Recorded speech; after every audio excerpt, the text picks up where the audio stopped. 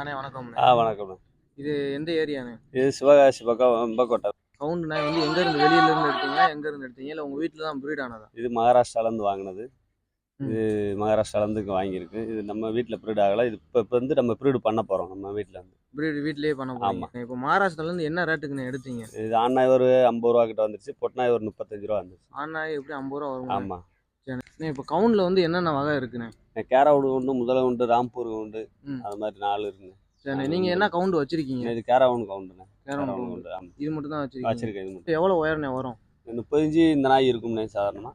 30 inch இருக்கும். 30 inch அதிகமாகவும் இருக்குமா? இருக்கு கவுண்ட் நாயில். அதிகபட்சமான எவ்வளோ உயரம் இருக்கும்? 31 இன்ச்சு 32 இன்ச்சுலாம் இருக்குது.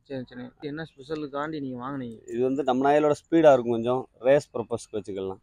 சிப்பிப்பார் நாயோட இந்த நாய் வந்து வேகமாக கொஞ்சம் வேகமாக. மகாராஷ்டிராலேருந்து கொண்டு வர்றதுக்கு எல்லாமே அதிகமாக செலவு ஆகும்ண்ணே? ஆமாம். கொண்டு வரதுக்கு 8000 ரூபா ஆயிரும் செலவு.